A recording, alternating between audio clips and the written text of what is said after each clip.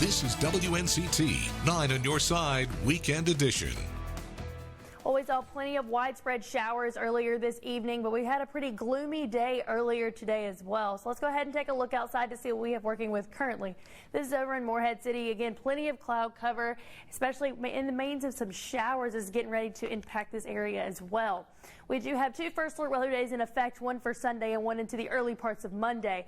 We will see heavy rain, the chances of some gusty wind, and even an isolated tornado and some chance of some hail.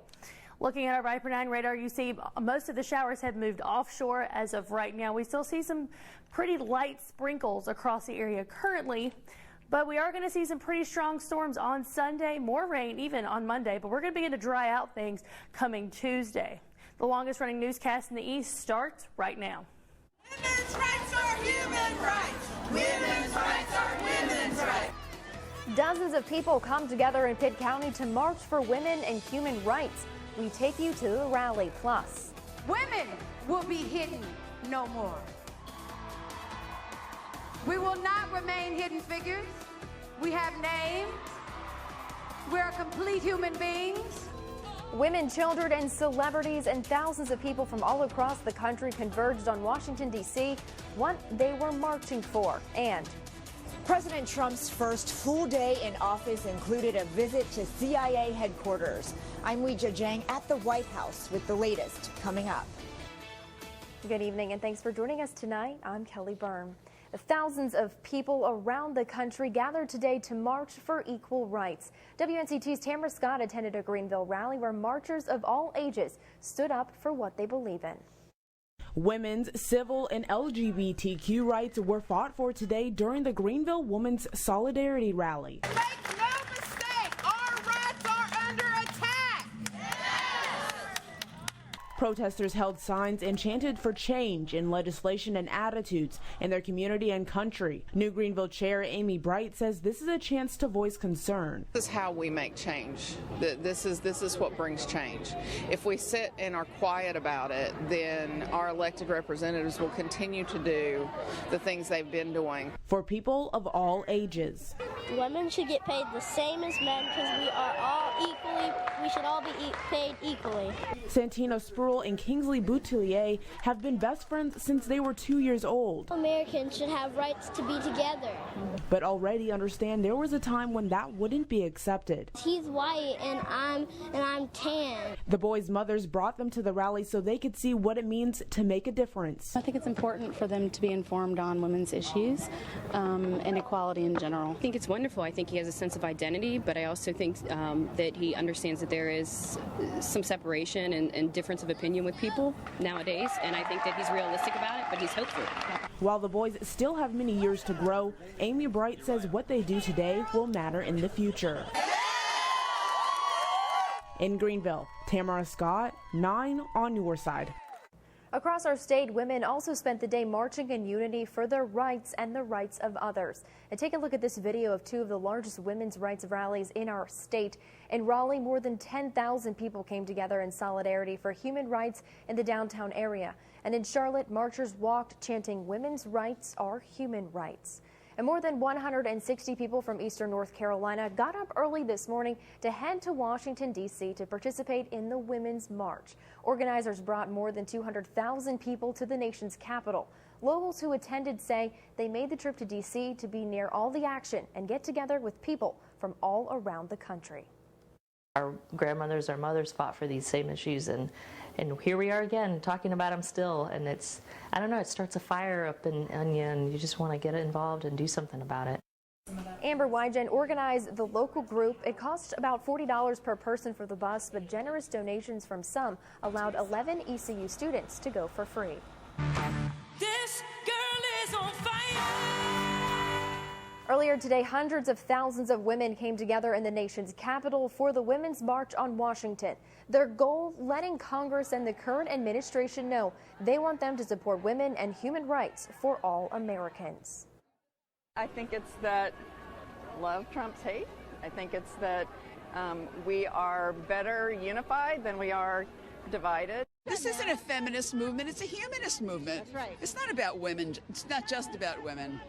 It's about all rights. Celebrities like Madonna, Scarlett Johansson, and singer Alicia Keys spoke and performed at the march. And the march didn't just happen in Washington. Dozens of cities across the country hosted what some are calling sister marches. Now take a look at this video from some of the rallies for women's and human rights. Nearly 100,000 people showed up at Denver Civic Center Park. In Atlanta, women, men, and children held signs and walked through Centennial Olympic Park, calling for social change, especially for women's rights. In California, a sea of pink hats and protest signs lined the streets of Oakland, and thousands showed their solidarity for women and human rights in Kansas City. The sister marches didn't just happen in America. An estimated 2.5 million people around the world joined in on the call for unity. Across the pond, thousands of demonstrators showed up at the U.S. Embassy before holding a rally at Trafalgar Square. Marches also took to the Scottish capital of Edinburgh. Nearly 1,000 members of women's rights groups held a demonstration at the iconic Brandenburg Gate in Berlin, Germany.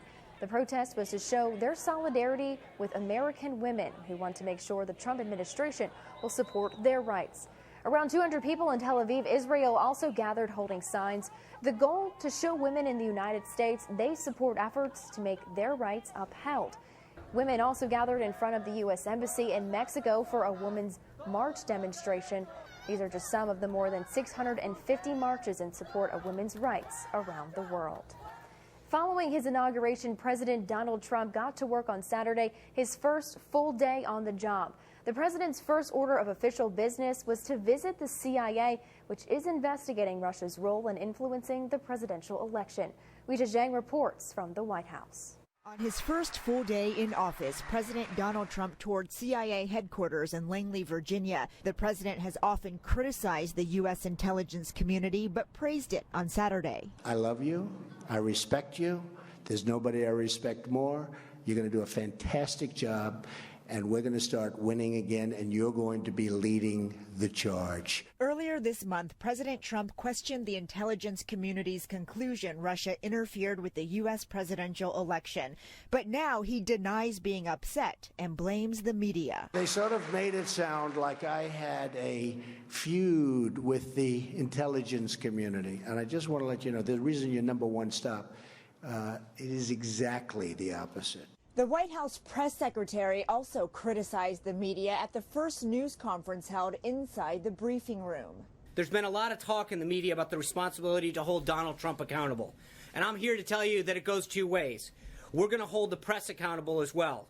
The American people deserve better. Sean Spicer lashed out over reports about how many people attended the inauguration. Photographs of the inaugural proceedings were intentionally framed in a way to minimize the enormous support that had gathered on the National Mall. Spicer did not answer any questions or offer comment about the hundreds of thousands of people in town for the Women's March on Washington, most of them to protest President Trump. Weijia Zhang, CBS News, the White House. President Trump is set to welcome United Kingdom Prime Minister Theresa May at the White House. They are expected to talk about a post-Brexit trade deal. Back here in the East, a family is safe after a fire burns down their garage and damages the outside of their home. It happened around 2 o'clock this morning. The Maysville Volunteer Fire Department says its crews were called to a home on Hager Lane in Pollocksville. Firefighters say when they arrived, flames were coming from a garage less than 20 feet from the home. The cause of the fire is still under investigation. A Camp Lejeune Marine officer accused of sexually assaulting a child is facing more charges. Colonel Daniel Wilson is now charged with sexual assault, assault by battery, and absence without leave.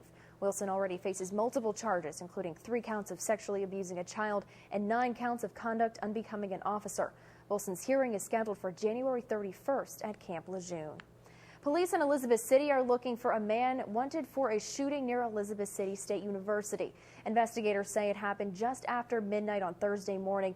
Police say one man was shot in the back on Harrington Road.